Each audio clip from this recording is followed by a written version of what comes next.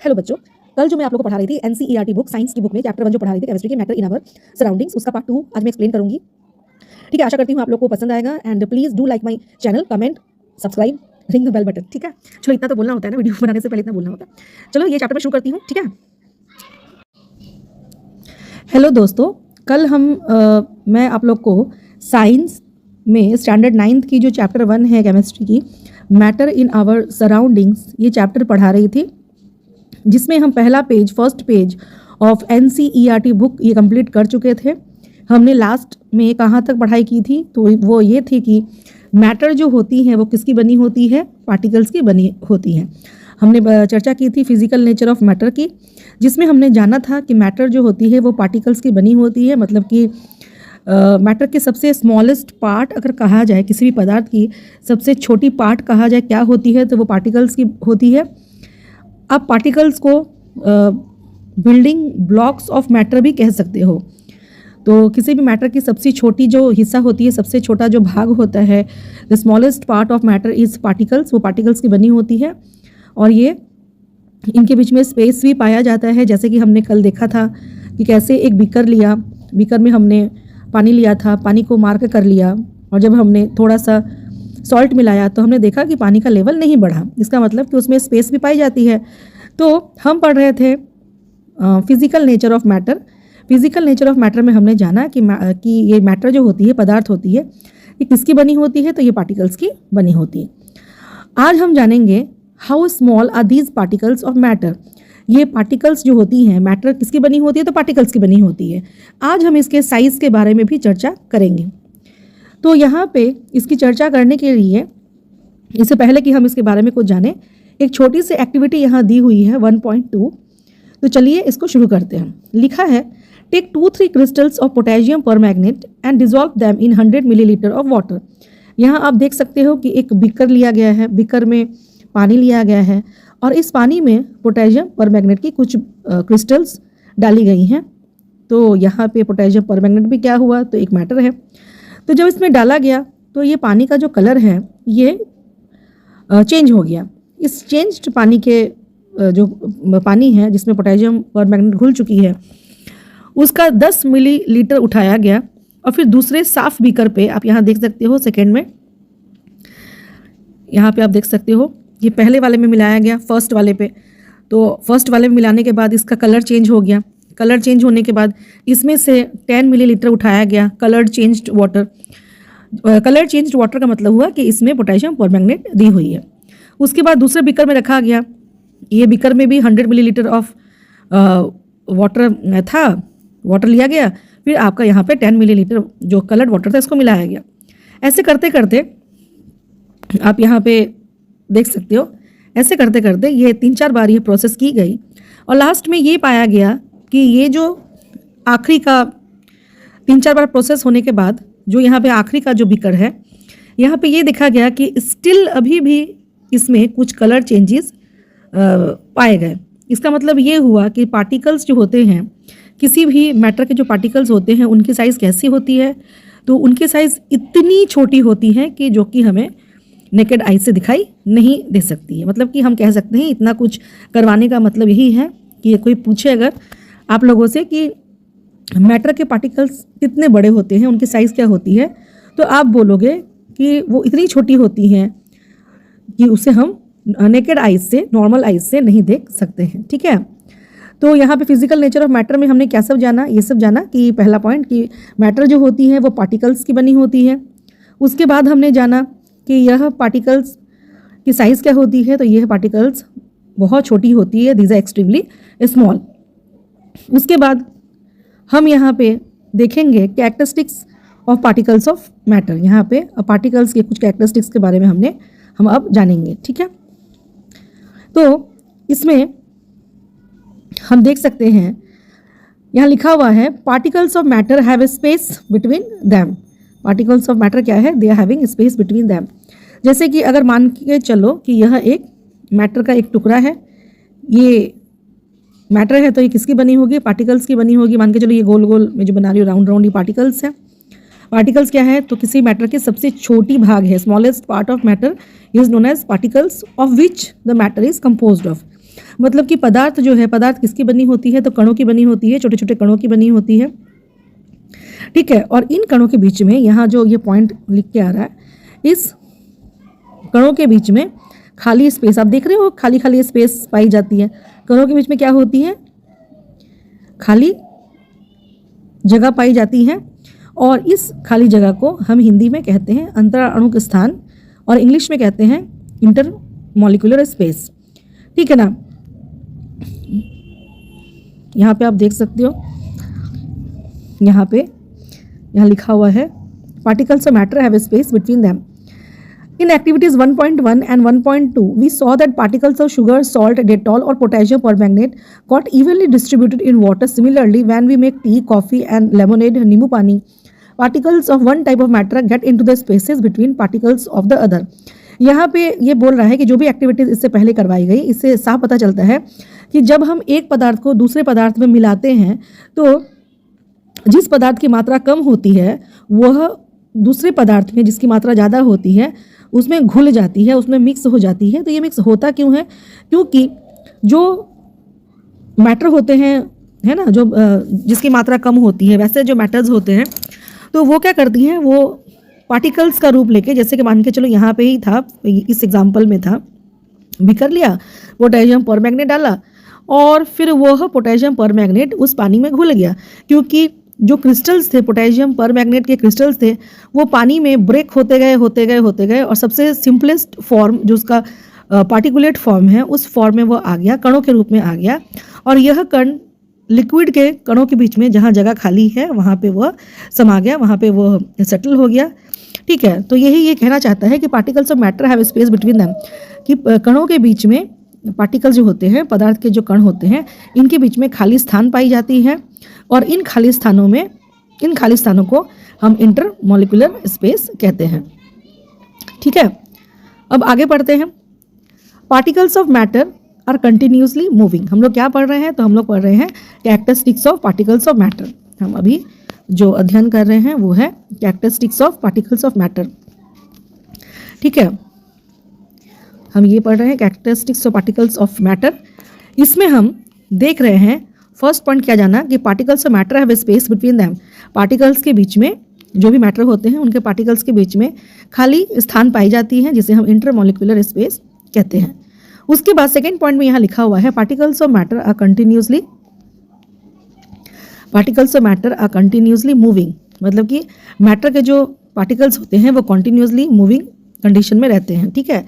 इसे शो करने के लिए यहाँ पे छोटी सी एक्टिविटी दी गई है। यहाँ पे लिखा हुआ है put an unlit incense stick in a corner of your class. आप अपने क्लास में एक इंसेंस स्टिक, एक अगरबत्ती ले लो और इस अगरबत्ती को आप एक क्लास के किसी कोने में क्या करो तो रख दो, ठीक है। सेकेंड पॉइंट में लिख रहा है now light the incense stick, what happens, do you get the smell sitting at a distance.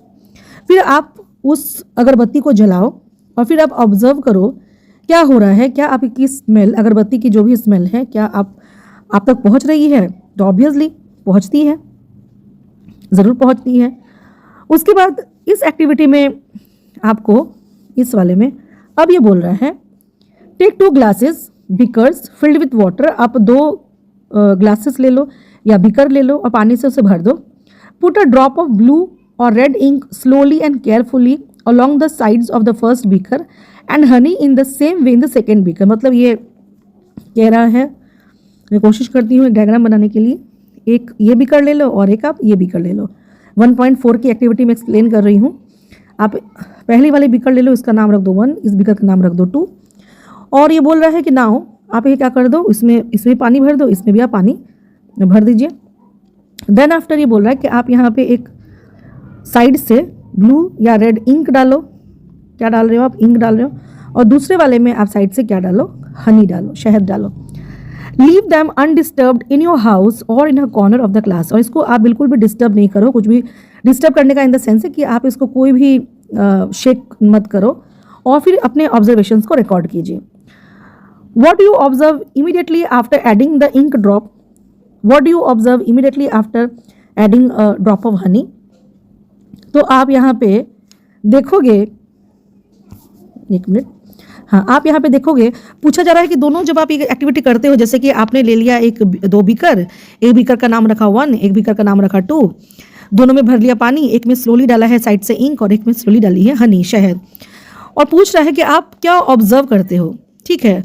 और लास्ट पॉइंट लिख रहा है कि हाउ मेनी आवर्स और days does it take for the colour और ink to spread evenly throughout the water. तो इस दोनों कंडीशन में आप देखोगे कि इंक को जब मैंने डाला तो वो हनी के मुकाबले, हनी के तुलना वो जल्दी पानी में घुल गया, लेकिन हनी को घुलने में समय लगा, ठीक है। उसके बाद यहाँ पे नेक्स्ट एक्टिविटी बताती हूँ। यहाँ पे next activity 1.5, drop a crystal of copper sulphate और potassium permanganate into a glass of hot water and another containing cold water. Do not stir the solution. Allow the crystals to settle at the bottom. यहाँ पे ये बोल रहा है कि आप क्या ले लो, आप ले लो कॉपर सल्फेट का एक टुकड़ा ले लो और फिर आप जब उसको पानी में डालोगे, यहाँ पे एक एग्जांपल ले रही हूँ कॉपर सल्फेट की। कॉपर सल्फेट का कलर जो होता है वो ब्लू होता है, ठीक है। तो कॉपर सल्फेट ले लो और आप क्या करो, एक ग्लास ले लो और ग्लास में हॉट वाटर डालो, ठीक है। और इसको आप आराम से रखो उसमें, उस बीकर में। एक बीकर ले लिया, पानी भर दिया, वो पानी कैसा है, तो वो पानी गर्म है, ठीक है, वो पानी गर्म है। उसके बाद जब आपने इस कॉपर सल्फेट को आप डाले तो आपने क्या पाया, drop a crystal of copper sulphate और potassium permanganate into a glass of hot water and another containing cold water. एक में गर्म पानी लिया, उसमें डाला कॉपर सल्फेट, और एक में ठंडा पानी लिया, उसमें डाला कॉपर सल्फेट जो कि ब्लू रंग का होता है। Do not steer the solution, बोला जा रहा है कि आप उस सोल्यूशन को मिक्स मत कीजिए, आराम से डालिए। अलाउ द क्रिस्टल्स टू, देखिए यहाँ पे कुछ क्वेश्चन दिए गए हैं। What do you observe just about the solid crystals in the glass, what happens as time passes, what does this suggest about the particles of solid and liquid, does the rate of mixing change with temperature, why and how, ठीक है। तो अगर हम तीनों के cases में देखें, हमारा मेन टॉपिक अभी था particles of matter are continuously moving, और हमने 1.3, 1.4 और 1.5 में जो एक्टिविटीज़ की हैं उसे ये पता चला कि 1.3 के केस में, इस वाले में हमने जब एक अगरबत्ती लिया और अगरबत्ती को जब हमने एक क्लास के कॉर्नर में रख दिया और रखने के बाद जब मैंने उसको जलाया तो उसकी सुगंध पूरे क्लास में फैल गई, ठीक है। तो इन तीनों एक्टिविटी से तो पहले हम लोग ने ये नोटिस किया कि डिफरेंट टाइप्स ऑफ मैटर जो होते हैं, विभिन्न प्रकार के जो पदार्थ होते हैं, उनकी एक स्पेशल टेंडेंसी होती है, उनकी एक स्पेशल फीचर होती है। वो क्या फीचर होती है कि ये मैटर के जो पार्टिकल्स होते हैं वो आपस में ना इंटरमिक्स होते हैं, वो एक दूसरे में घुल जाते हैं, मिल जाते हैं। ठीक उसी तरीके से यहाँ पे डिफरेंट टाइप्स ऑफ मैटर जो लिया गया है वो आपस में क्या कर रहे हैं, वो एक दूसरे में मिक्स हो रहे हैं। जैसे कि यहाँ पे इंसेंस स्टिक क्या हुआ था, वो सॉलिड था, उसके बाद जब उसको जलाया गया तो जलने के कारण उसकी सिंपल फॉर्म में वो कन्वर्ट हो गया, पार्टिकल्स के फॉर्म में कन्वर्ट हो गया और वो एयर में मिक्स हो गया, ठीक है, जिसकी वजह से जो स्मेल है वो पूरे क्लासरूम में फैल गई। तो यहाँ पे देखा कि इस कंडीशन में, सेकंड कंडीशन में हमने 2 बीकर लिया था, इस वाले में 2 बीकर लिया था, 2 बीकर हमने लिया और एक में हमने इंक डाला और एक में हमने हनी डाला। तो हमने देखा कि ये दो भी पानी में, दोनों लिक्विड है, ठीक है, इस केस में दोनों लिक्विड है और दोनों लिक्विड, जो वाटर है वो भी लिक्विड है, इसमें भी मिक्स हो गया। थर्ड केस में हमने देखा एक सॉलिड था कॉपर सल्फेट का, जो यहाँ हमने पार्टिकल लिया था कॉपर सल्फेट जो हमने लिया था, तो ये कॉपर सल्फेट सॉलिड है और इसको हमने हॉट वाटर और कोल्ड वाटर दोनों में अलग अलग मिलाया। तो हमने देखा कि सॉलिड अगर लिक्विड में मिले, सॉलिड अगर गैस में मिले फर्स्ट वाले कंडीशन में, और दूसरे वाले कंडीशन में सॉलिड दोनों लिक्विड्स हैं, लिक्विड मिले, तो हमने ये देखा है कि पार्टिकल्स ऑफ मैटर जो होती हैं उनकी टेंडेंसी होती है आप दूसरे डिफरेंट टाइप्स ऑफ पार्टिकल्स में मिक्स करना, इसे हम कहते हैं डिफ्यूजन, ठीक है। इनकी टेंडेंसी होती है intermixing of particles of matter, different types of particles of matter is known as diffusion. Hindi में कहते हैं हम विसरण कहते हैं, ठीक है। पदार्थ के जो कण होते हैं, विभिन्न प्रकार के जो पदार्थ होते हैं, उनके जो कण होते हैं, उनकी खासियत होती है कि वो एक दूसरे में घुल जाते हैं, मिक्स हो जाते हैं। इसको हम हिंदी में कहेंगे विसरण, इंग्लिश में कहेंगे हम डिफ्यूजन, ठीक है। उसके बाद हमने एक चीज़ और नोट की कि एक्टिविटी 1.4 में एक चीज़ नोट की कि जो आपका इंक होता है, इंक वो आसानी से, वो जल्दी घुलती है पानी में इन कंपैरिजन टू हनी, क्योंकि हनी जो होता है वो गाढ़ा होता है, ठीक है, तो इसीलिए उसको घुलने में समय लगती है। इससे हमने जाना कि ऐसा नहीं है कि सारे लिक्विड दूसरे लिक्विड में एक ही स्पीड से घुले। डिफरेंट टाइप्स ऑफ लिक्विड्स आपस में इंटरमिक्स होने में इनको समय लगता है। यहाँ हमने जाना एक्टिविटी 1.5 में हमने जाना कि टेम्परेचर के चेंज से भी इंटरमिक्सिंग ऑफ पार्टिकल्स यानी कि डिफ्यूजन में फ़र्क आता है। ठंडे पानी में कॉपर सल्फेट जो पार्टिकल है, क्रिस्टल ऑफ कॉपर सल्फेट, उसको घुलने में ठंडे पानी में थोड़ा समय ज़्यादा लगा in comparison to the water which is hot. ऐसा पानी जो कि गर्म था उसमें आसानी से घुल गया। ठीक है, तो यहाँ जो दिया हुआ है particles of matter are continuously moving. Particles के जो मैटर के जो पार्टिकल्स होते हैं वो हमेशा मूव करते रहते हैं, ये कंटिन्यूसली मूव करते हैं। प्रॉपर्टीज़ ये हम क्या पढ़ रहे थे, तो हम पढ़े थे characteristics of particles of matter, जिसमें पहले जाना कि जो पार्टिकल्स होते हैं, मैटर के जो पार्टिकल्स होते हैं उनके बीच में खाली स्थान पाई जाती है जिसे इंटरमोलिकुलर स्पेस कहते हैं। उसके बाद हमने जाना कि पार्टिकल्स मैटर के जो पार्टिकल्स होते हैं वो कंटिन्यूसली मूव करते हैं और उनका मूवमेंट डिपेंड करता है। गैस में उनका मूवमेंट तेज़ी से होता है। लिक्विड में अगर कोई लिक्विड बहुत गाढ़ी है तो उसको मिक्स होने में, उसका डिफ्यूजन होने में, उसका मूवमेंट होने में समय लगता है। थर्ड एक्टिविटी में हमने जाना कि टेम्परेचर का मूवमेंट ऑफ पार्टिकल्स यानी कि इंटरमिक्सिंग ऑफ जो पार्टिकल्स होता है of different types of matter, विभिन्न प्रकार के पदार्थ के जो पार्टिकल्स होते हैं वो आपस में इंटरमिक्स होने के लिए टेम्परेचर का भी बहुत बड़ा प्रभाव है। टेम्परेचर ज़्यादा होता है तो आसानी से इंटरमिक्सिंग होती है और टेम्परेचर कम होता है तो इंटरमिक्सिंग में समय लगती है, जैसे कि हमने यहाँ पे एक्टिविटी 1.5 में देखा है। चलिए यहाँ पे पढ़ लेते हैं। Particles of matter are continuously moving, that is they possess what we call the kinetic energy. Particles of matter जो होते हैं वो कंटिन्यूसली मूव करते हैं एंड दैट इज़ वाई उनके पास कौन सी एनर्जी होती है, काइनेटिक एनर्जी होती है। अगर किसी वस्तु में, कोई भी वस्तु में अगर उनकी ऊर्जा उनके गति की वजह से हो तो उसे हम कहते हैं गतिज ऊर्जा यानी कि काइनेटिक एनर्जी। ठीक है, तो ये पार्टिकल्स ऑफ मैटर जो कंटिन्यूसली मूवमेंट के फेज में होते हैं, that is why they are having the kinetic energy.